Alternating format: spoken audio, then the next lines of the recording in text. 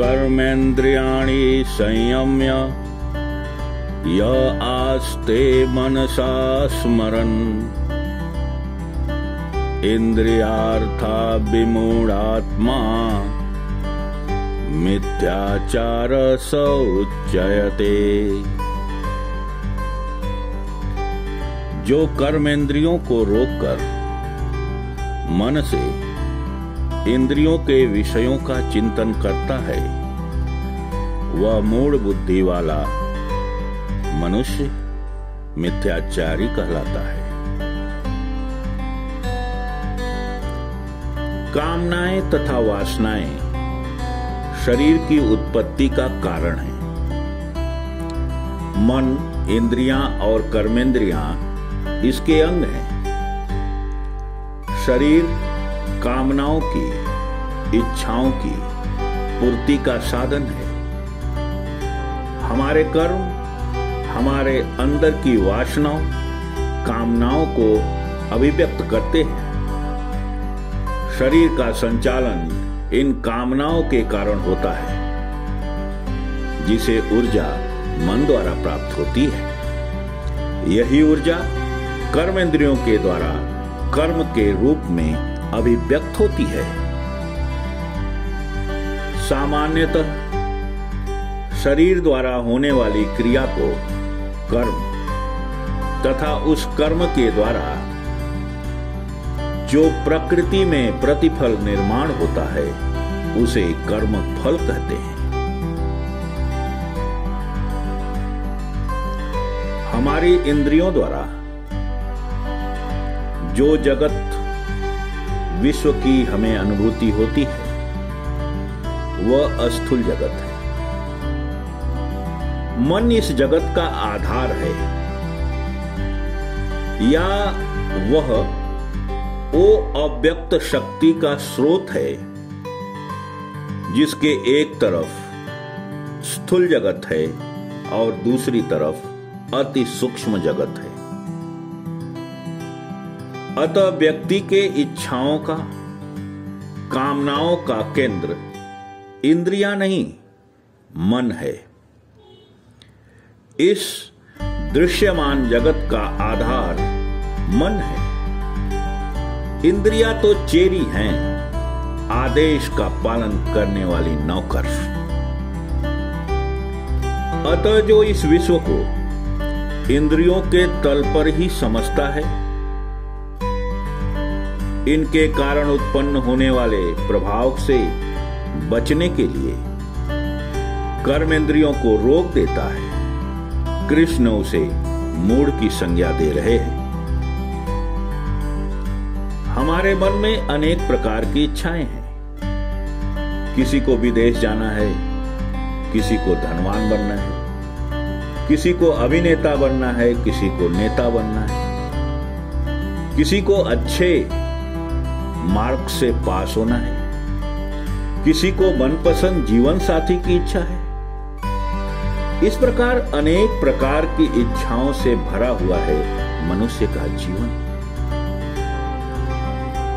यदि हम कहें कि इच्छाएं ही जीवन है तो गलत नहीं होगा। इन इच्छाओं की प्राप्ति हेतु वह प्रयत्न और इनका स्मरण सदा करते रहता है। इन इच्छाओं के बंधन से मुक्ति का मार्ग कर्म इंद्रियों को रोकना नहीं है। कोई मनुष्य इन इच्छाओं से छुटकारा पाने के लिए शरीर, इंद्रिय का सहारा ले, उसे प्रताड़ित करे, रोके या इनसे सहयोग करे, वह अज्ञानी है। लेकिन होता यही है। अनेक उदाहरण हमारे सामने पड़े हैं। गलती मन करता है, मार खाता है शरीर। हमारे यहां जनन इंद्रियों में कुंडल पहनने की परंपरा है।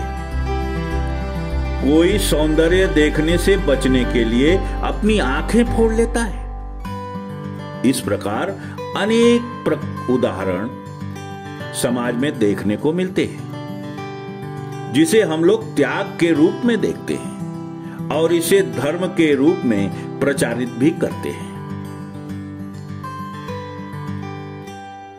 इसलिए फ्रायड जैसे मनोविद ने धर्म को न्यूरोटिक, मनोरुग्ण कहा तो कुछ गलत नहीं है, क्योंकि उसे ऐसे ही ईसाई संतों के वचन पढ़ने को मिले, उसे धर्म के नाम पर जेहादी ही मिले, जिन लोगों ने सौंदर्य को देखकर आंखें फोड़ी, पीठ पर कोड़े बरसाए, शरीर को लहूलुहान किया, रात रात भर जागे कि कहीं कोई स्वप्न उन्हें भ्रष्ट न कर दे। मन को समझे बगैर, वासनाओं को समझे बगैर, कर्मेंद्रियों, इंद्रियों और शरीर को प्रताड़ित किया, जिन्होंने दमन को ही धर्म माना। उस समय उसको कृष्ण के ये सूत्र, ये श्लोक, ये शब्द जो उन्होंने 5000 साल पहले कहा था मिल जाते, तो आज का मनोविज्ञान एक अलग ऊंचाई को प्राप्त होता।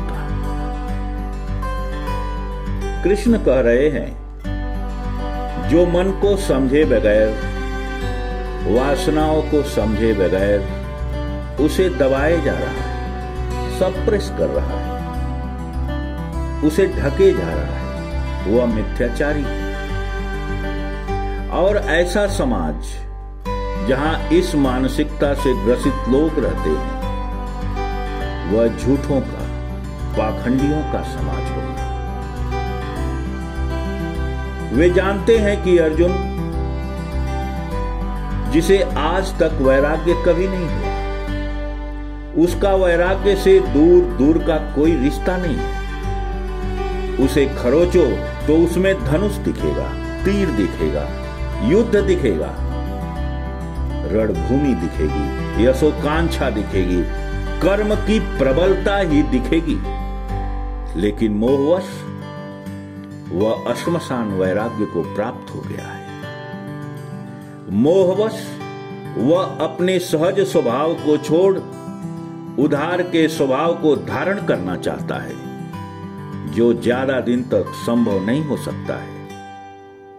उसके वक्तव्य, उसकी कृति उसके मूल स्वभाव के विपरीत है। अतः इस स्वभाव में ज्यादा समय बने रहना उसे संभव नहीं है। अतः ऐसा व्यक्तित्व जो अंदर से कुछ और, बाहर से कुछ और है, जो सोचता कुछ और है और करता कुछ और है, कहता कुछ और है, होता कुछ और है, वह रुग्ण है, बीमार है। मनोविज्ञान की भाषा में सिजोफ्रेनिक, सिजाइज्ड है। वह मिथ्याचारी, हिपोक्रेट्स है। उसका व्यक्तित्व खंड खंड में टूटा है। वह जीवन रूपी संगीत का आनंद और उसका अनुभव कभी भी प्राप्त नहीं कर सकता। अतः हमें अपने अंतःकरण के भाव को समझना होगा और उसे अभिव्यक्त करना होगा। जो बाह्य परिस्थितियों के प्रभाव में आकर अपने अंतःकरण को भूल जाता है, वह मिथ्याचारी और मूढ़ है।